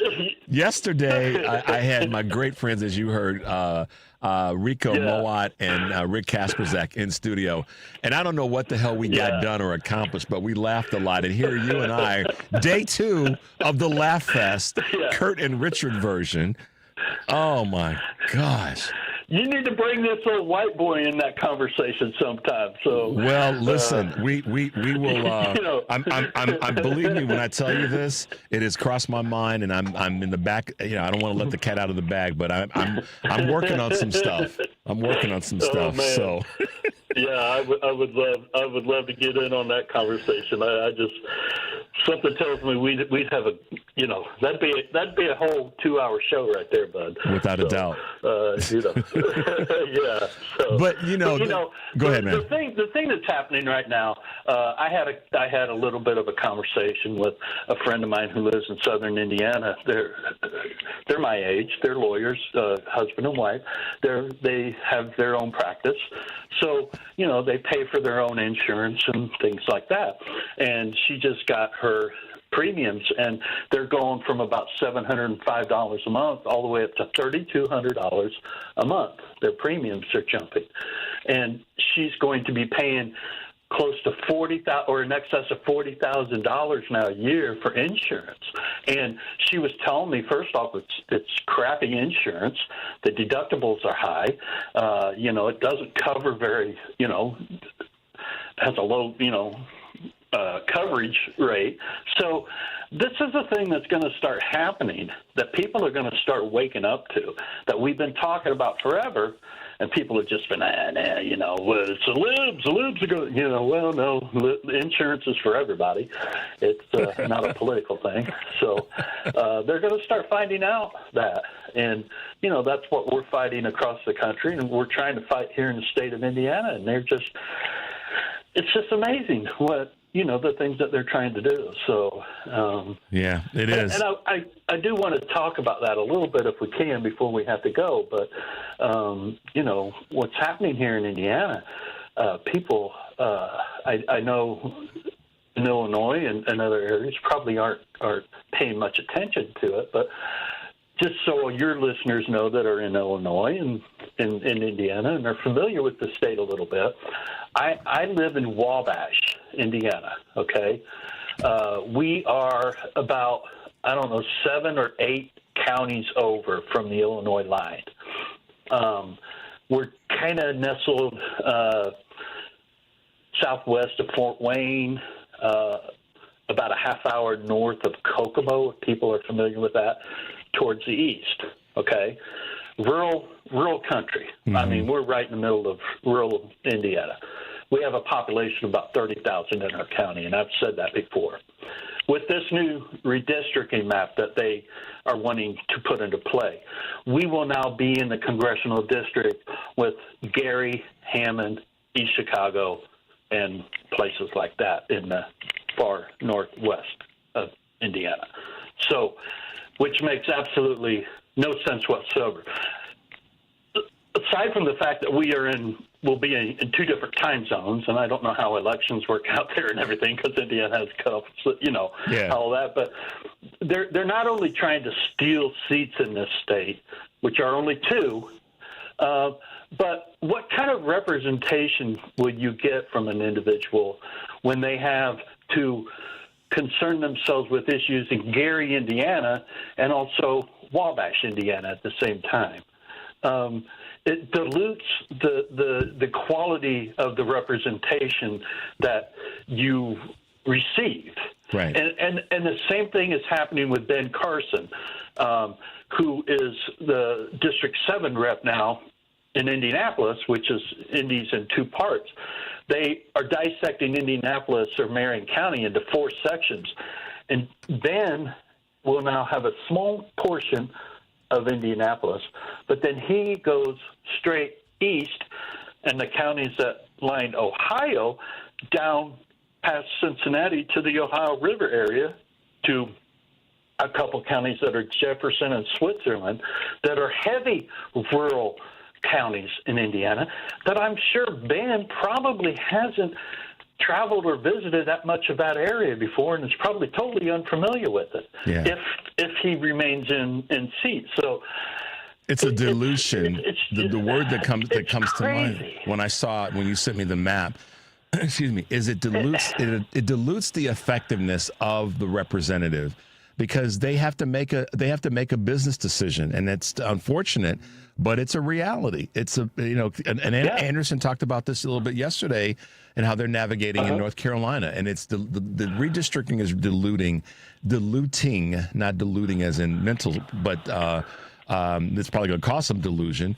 But it's a good point that you make, and we should pick up on that in our next segment in terms of talking about some of the real things that happen with redistricting and gerrymandering is really more the appropriate word. In this conversation. Right. So, Kurt, always, man, I'm glad you were able to bring that to the table. But let's try to lean into that in the conversations that we have in the weeks to come. I know there's going to be something that hits the transom at the last minute, but thanks, man. Appreciate you being with us. Kurt Mullett. One more thing I want to ask you. Last time you were at the doctor, what kind of grade did you get on your report card? I got an A. Did you get all A's? Did you? I got all A's, man. I got all A's when I went to the doctor, Kurt. When I went to class, though, I got a medical report. But when I went to the doctor, I got all A's. See, why you got to do that to me, man? You know I want to jump in on that and talk about this. Golly. The president got all A's, y'all, when he went to the doctor. How knuckleheadish is that? Golly. Yeah. Yeah, it's crazy. It's Kurt crazy. Mullett. I had to ask you that. I know so, you did. Yeah. Who's your blue? Buddy. 6 Who's your blue 63? Thanks for being with us this morning, brother. Be well. Talk to you soon. Okay. All right. You too. Take care. Let's take a quick break. You're listening to Choose Views on WCPT AM 820 in Chicago, WARR 1520 AM and 103.5 FM from Warren County, North Carolina. I'm Richard Chu. We'll be right back.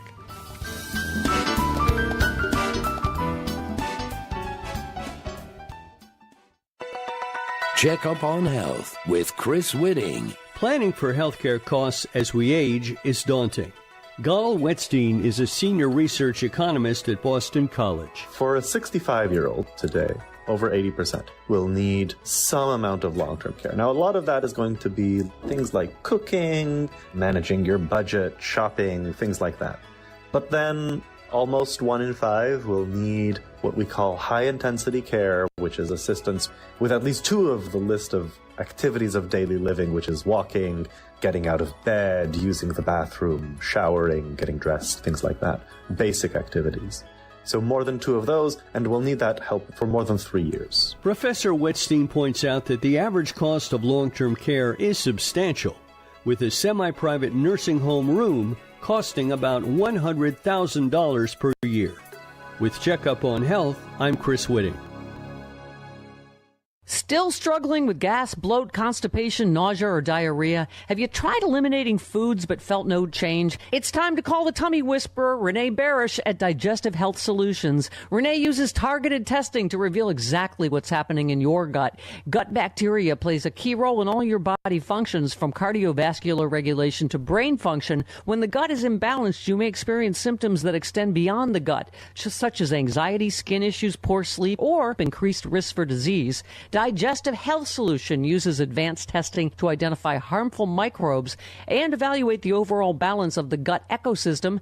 Get insights into your health, digestion, and how your microbiome affects all aspects of your body. Stop suffering. Call Renee now at 847-207-2034 or visit thetummywhisperer.com. That number is 847-207-2034. Let's get you feeling better. The Tummy Whisperer. You're listening to WCPT 820. Here's the latest Chicago weather update. From the Weatherology Weather Center, I'm meteorologist Michael Caro. For today, mostly cloudy and breezy, a chance for a dusting of some light snow. Could have some patchy blowing snow as winds become breezy, turning to the northwest. High temperatures in the low 30s. Then for tonight, gradually clearing skies, a low of 5 above zero. Wind chills in the single digits below zero. Thursday, some frigid sunshine, highs only up to 17. And that's your latest Chicago weather update. Right now, 23 degrees. Hey Google, play WCPT. Streaming Chicago's progressive talk from TuneIn. From the headlines to the heart of the city, Richard Chu breaks it all down. You're back on Choose Views. Hey guys, welcome back to the show. Thanks so much for Kurt being with us. Thank you, Kurt, as always, for hanging out and dropping us with some great stuff. Also, thanks to Rachel Burns, who's running for that seat in Iowa, seventh state representative seat. Got to get that right. We've got great leaders, y'all. We had, like I said, we didn't get the win we wanted in Tennessee, but we moved the needle in a major way. And we've got people that are standing up and fighting. And one of those folks that is fighting hard, has had one crazy second half of the year, is one of our, I'll call it neighboring, even though we got one state between us, leaders. Born and raised in Akron, Ohio, Congresswoman Emilia Sykes is with us this morning. Thank you so much, Congresswoman, for taking the time to hang out with us a little bit this morning on Choose Views. Absolutely, glad to be here. Well, you and Jasmine Crockett and ALC and many others are fighting hard, and we really appreciate the work that you've been doing and being relentless with the things that the federal, I guess I'll just say the White House and the administration are putting on people throughout the country. But you in Ohio have been just such an amazing congresswoman and leader, and just doing everything you can your house, your district is District 34, correct? I am District 13. 13. 34 was my house district. You're right. Near and dear. Okay, well, I thought we lost you there for a second. Sorry about that. But listen, one of the things that crosses my mind when I look at our state representatives and then our federal representatives is that you guys are really kind of connecting together and working together to make sure that a lot of our state elections are won, so that we've got this good baseline of people that can be part of that next level of leadership. And you come from that background. That's why I got the districts mixed up for a second. I know that 13 is your congressional district. But talk a little bit about how state politics in Ohio have changed and how you see the opportunities for us to change some things back, because we've got so many opportunities for elections coming up. The governor's race, the Senate, filling the Senate there differently. Talk a little bit about how that's impacted the work that you're doing right now. Yeah, absolutely. I mean, I could go on forever about this, but I won't. What's happening in the states really does impact everyday life in a much different way. And the federal government gets a lot of the attention, but behind the scenes, in state houses all across the country, there's been a lot of nefarious activity going on. And I'll talk about my home state of Ohio, where, when you think about the voting laws and the many attempts to make it harder for people to access their right to vote, you start to wonder, why don't they want people to vote? And we know why they don't want people to vote. Many of these Republican leaders don't have good ideas. They're costing people hundreds of dollars, thousands of dollars a year. We see the issue with the ACA, the Obamacare, healthcare premium tax credits. We saw it with the one big ugly bill and cutting Medicaid. And all of these things are compounding. And so, you think about, when I was in the state house, we were talking about who draws the congressional districts, and it's the state legislature. And so many people were not paying any attention. So the Republicans put their Red Map program forward. They started 20-plus years ago, getting state legislators around the country to be more conservative. Those people then drew the map, which gave us these gerrymandered seats and unearned majorities because these Republicans have terrible ideas. As we saw yesterday in Tennessee, if our colleagues on the other side of the aisle, the Republicans, had good ideas, they would not be running scared in a Trump plus 22 district. But because they have such terrible ideas, folks are starting to overperform even the gerrymanders. And that's what happened in Ohio. This map was drawn to be a gerrymander to net 2 or 3 Republicans or Democrats, but we have 5 because we've been able to overperform because we're good, dedicated citizens who are responding to the folks at home, which is how you get people, Democrats, to win elections beyond the odds. I know I said a lot there. But it's so important, Congresswoman, not to cut you off, but no, you've got a lot to say about this, and that's why I'm so thankful for you being with us. And I got to give a shout out, state politics and state people, folks who are doing such great work. You have a gentleman in your district that is a fighter, and his name needs to be recognized. His name is Kurt Herner, and he was very instrumental in helping us get you on the show this morning. And the reason that I say that is that there's so many people in the state that are craving for the type of leadership that you're providing. They're craving for the type of leadership that Afton Bain would have given to Tennessee because of what you said. The ideas, our ideas are better. They're about helping, they're about providing for and giving to rather than taking away from, which is what the Republican Party at large on a state level or on a federal level are doing. They're trying to take away rather than providing for people throughout the states that they come from. And you've stood in the void to say, no, not on my watch. It's quite fascinating, too. And, I saw it at the state level. I see it at the federal level. And when you are really focused on your constituents and issues that matter to the folks at home, as we've heard the saying, if you take care of people, they will take care of you. And what is not happening is many of our elected officials at every level are really not thinking about how can they best meet the needs of the American people? How can we lower their costs? How can we help them feel safe? How can we ensure that they are living in quality housing? And as we are engaging more and more people, they are concerned, and they're saying, yes, you are addressing our issue on affordability. You are addressing the issue on utility bills rising. You are addressing the issues around housing not being affordable. And they are saying, we want to see leaders who are dealing with these really basic everyday issues so that our lives can be better. And so if you listen to the people back at home, they will guide you where you need to go. And that's really what we need to focus on, especially as Democrats, but particularly anyone who is in an elected office.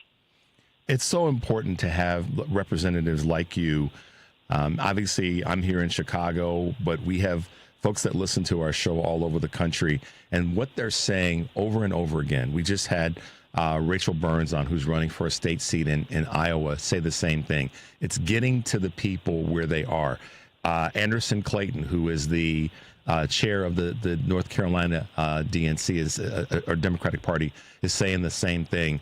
And, you know, Rachel talked about a woman that she was knocking on doors. And she got to this woman's door. The woman opened the door, and she apologized. She voted for Trump. She apologized for voting for him. And at the end of the conversation, the woman said, "Go ahead and put a sign. Put one of your signs in my yard." Is that?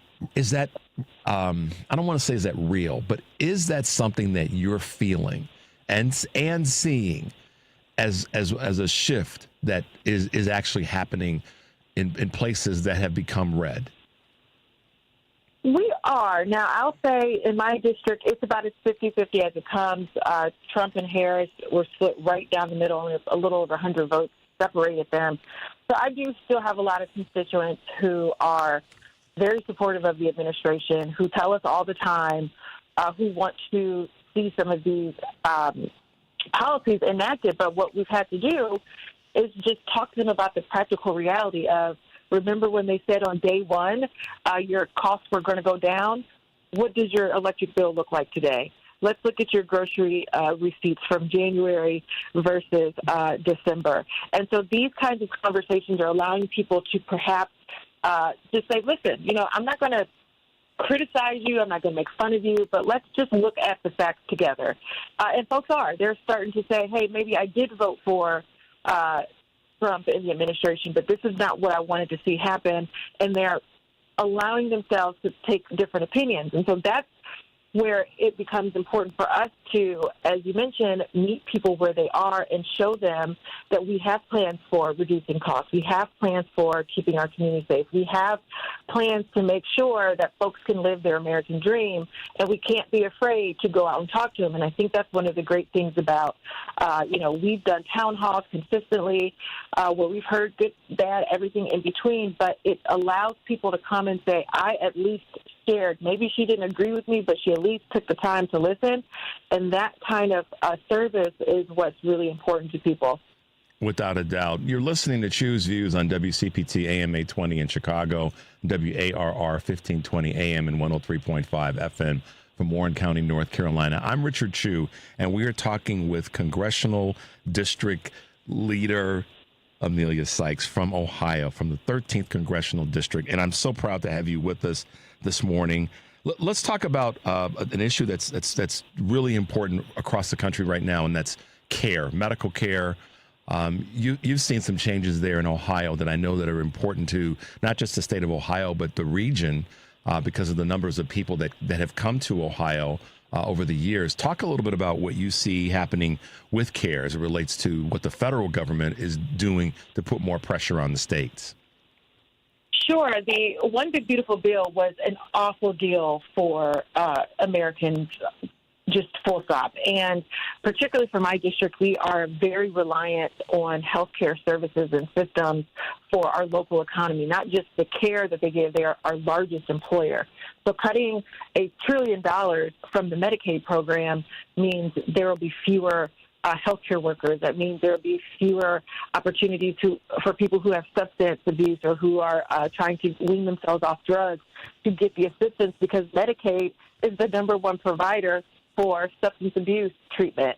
And so when we look at the totality of the bill and how it impacts us, we are concerned about our health care and we're concerned about our economy and whether or not people are actually going to have a job in our community. So this was a terrible, terrible piece of legislation for Ohio's 13th district as well as all across the country. And so as people are struggling with the cost of gas or groceries and housing and now health care because the expiration of these tax credits, folks are starting to understand how terrible the One Big Beautiful Bill is because, the Republicans are trying to tout it as this great win for the American public while, they made these very permanent tax cuts for the wealthiest people, but then those, like a constituent I had who said her husband has cancer, if they are not going to be able to pay for their premiums so they can continue to get treatment, those credits just go away. They just disappear. And so it's a constant shifting of the burden. We're taking care of the people who have the most while the people who need the most are just being left behind. And so the expiration of these tax credits is not only costing Americans hundreds, sometimes thousands of dollars a month just to make sure that they have adequate health care, but it's also impacting communities and the jobs that are based around the health care. And we're going to see local economies start to suffer as well. Yeah, I was talking with a couple of colleagues about this and over the weekend about healthcare systems are so important to us. We know that it's not like we got to be reminded or should have to be reminded of it, but from a care standpoint. But what about the economics of the community when a hospital closes?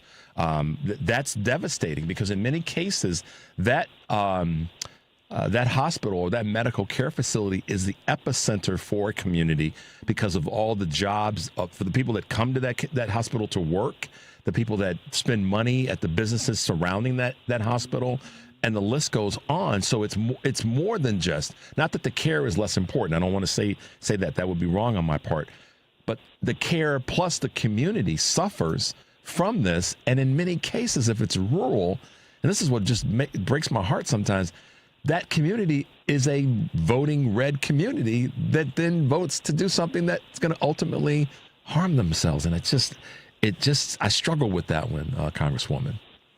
It is hard to reconcile, but part of the problem is we have to fill in the gap as Democrats. We have to complete the picture because there are other people, Republicans, who are creating a narrative that's just not real. And they're blaming things just like now. They're blaming everything on the Democrats. The Republicans are in charge of the White House, the United States House of Representatives, the United States Senate, and arguably the Supreme Court. They hold every lever. Same thing in the state of Ohio. Republicans have held every statewide office, supermajorities in both chambers, and yet they're still blaming the Democrats for the fact that property taxes are sky high, energy costs are sky high, healthcare costs are sky high, housing is unaffordable and inaccessible. They are the ones in charge. They're creating this, but somehow we are taking the blame, and a lot of that is just because we aren't talking about the issues that matter the most, meeting people where they are, and sometimes just being prepared to have a difficult conversation. And being in a district like mine where you pick up the phone, you never know what you're going to hear. But you have to be willing to pick up the phone, have the conversation, show up in communities where maybe they're not expecting you to be in, and that does go a long way. And I think we're seeing more and more of that engagement, and it is folks are starting to feel a little bit differently about Democrats and whether or not we're actually fighting, and we're showing them. We're not just talking about it, we're proving it, and we're showing them, and that's really important as well. It absolutely is, and that's one of the things that I want to kind of try to wrap up with. We'd love to have you back. I'm committed to amplifying all of our voices on any election, whether it be a local, state, or a federal or national election like yours. And we know you're going to be running for your seat in 2026. So we'd love to have you back. We'd be honored to have you back in 2026 to help do whatever we can to make sure that you maintain that seat. But as we wrap up, Congresswoman, let our listeners know how they can follow you, how they can get in touch with you, and be a part of your support system, no matter where they are in the country. We're all in this fight together. Absolutely. So my website is Emilia Sykes, FOR, Congress.com, Emilia with an E. And all of the social media platforms are Emilia Sykes on Twitter, Emilia Sykes OH. I still call it Twitter. I'm just not calling anything else. But certainly willing to engage. Folks can keep up with our work and see how we're fighting for affordability in Ohio and across the country.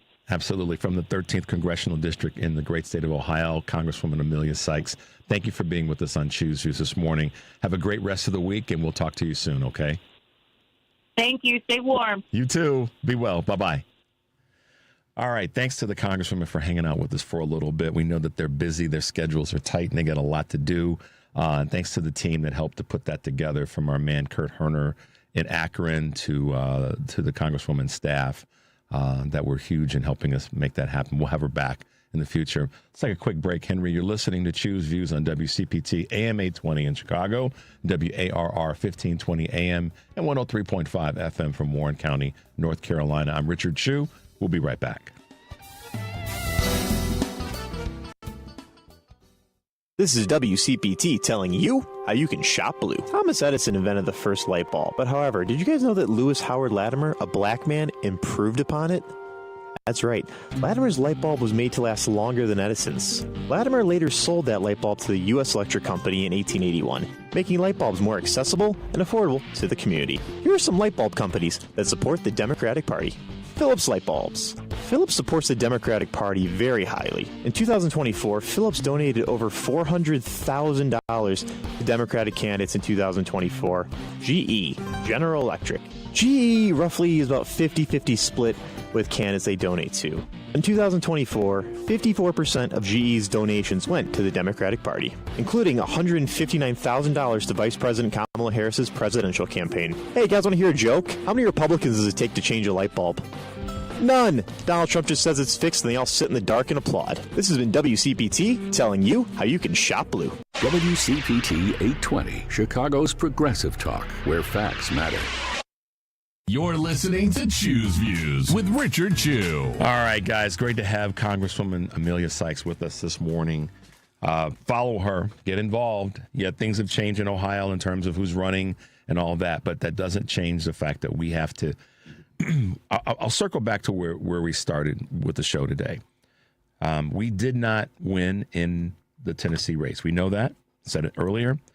I'm not trying to harp on it. I'm just trying to say we've got to stay engaged. We just do. We don't have the luxury. I've been saying this for months now. We know it. But we don't have the luxury to only be involved when there's something exciting to be involved with. We got to take every little opportunity, every little nugget, every little end-of-the-road phone door knock that could turn into someone saying, I apologize for voting for what we have right now, and put your sign in my yard. That might lead to someone saying, how can I get involved? How can I get the people in my coffee clutch or my little social group or whatever involved? You know, you never know. You just never know. And I will be the first to say that I understand that sometimes it's hard to have the conversations with people because you just, we don't talk about politics, sex, and religion or money. But that's part of the past. We can't live that way anymore. And in some ways, we as progressive liberal Democrats have been the ones that have championed that or yielded, maybe a better way of saying that. We've yielded to that. We can't do that anymore. We just can't. We have to. This is kind of how I'm built a little bit. I would rather fight for the thing that seems to be hard rather than have the hard thing beyond me. So the hard thing is on us right now, Henry. The hard thing is the people that are in this administration and on state levels, like, my man Kurt, both from Ohio and from Indiana, talk about what's happening in the state and the craziness there, particularly what's going on in Indiana. I would rather fight in this struggle to win than to have to be fighting out of this craziness. And we are fighting out of this craziness now. And it's not the same. It's not opposite sides of the coin. It's our coin, and we get to determine what the messaging is and what the effort is. So how do we put some meat on this bone, given what just took place and what's taking place? As I said at the beginning of the show, we didn't win in Tennessee, but Afton and her crew, Afton Bain and her crew, her volunteers, That's a lot of volunteers, y'all. They made a major statement. And the messaging around that is when we're involved, we make things happen. When we are participating, we get things done. So let's take that. If there's some ingredients from this recipe that we can take, it's to be involved all the time. And how many times have I said to you guys, one of the reasons that I try to get you stouted up for the weekend is because I know that's when you probably are going to be around people where you're going to have those conversations more frequently, because you're not, assuming you're not at work, or even if you work the weekends or however your schedule plays out, you're very possibly going to be around more people that might be in opposition to what you think and believe. So my goal, my objective, and I hope I'm getting close to it or working toward it, is to keep you guys propped up. And it isn't always going to be right. I'm not going to always strike the chord just right. Henry can tell you as a musician that sometimes you don't hit that note just right, but you keep on playing, right? You keep right on playing. So we have to keep right on playing. We have to keep the music going. And I'm using these analogies because I think they can resonate with us. We have to keep playing. And if we don't get the note right, that doesn't mean that we don't stay active. And that's why I said a moment ago or earlier in the show about momentum. November 4th's momentum was hugely important. And I believe that the people in Tennessee that came out to volunteer may have looked at what happened on November 4th and said, we can have that same success. Rachel Burns in Iowa, help her out if you can.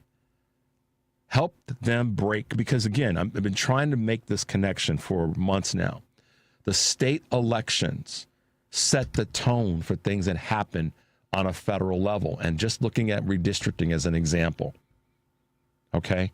That in Indiana, the redistricting comes through the state. It doesn't all states, okay? Because the governor has to say so in how the legislature operates in that space, in most cases throughout the country. In fact, I think every case. But the broader point is, we make these strides in a local election like with Rachel's, and look what happens. Caitlin Dre won the state Senate seat. So we keep having these wins in areas that we, quote, are not supposed to win on a state level. That then gives us a foundation for the federal. And that's what Congresswoman Sykes was trying to articulate as well. So, guys, lots of work to be done. And the upside in many ways is when you think about this on a federal level, that 4 Republican senators have announced they will not seek re-election in 2026. Democrats, we've got to grab onto that. Joni Ernst in Iowa is one of them. 23 Republican representatives have announced they will not seek re-election in 2026. We need to fill those seats with Democrats. And I'm not buying into, from whomever says this to me, on any level of my friendship, business relationships, or whatever, the Dems are just going to muck it up. Okay, well, I'd rather have a Dem mucking it up than a Republican driving a truck through it. Okay? I'd rather be in the ditch than off the cliff. So, we can get out of the ditch. That cliff is we ain't coming back. Don't believe the CG in the movies. I'm glad King T'Challa came back, but that was a movie, y'all. All right, let's end it today. Stay tuned for the Stephanie Miller Show, and remember, take a deep breath and make your life count. We'll see you tomorrow.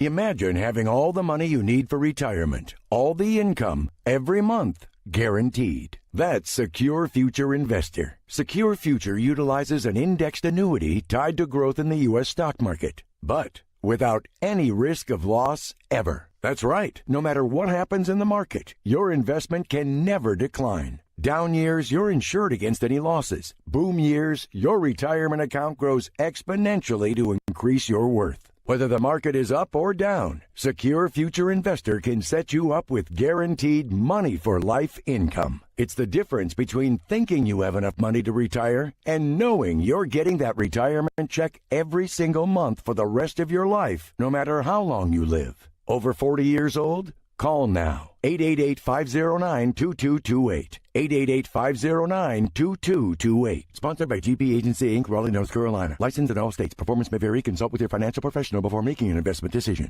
Are you looking to hire? ZipRecruiter finds the best candidate for your job fast.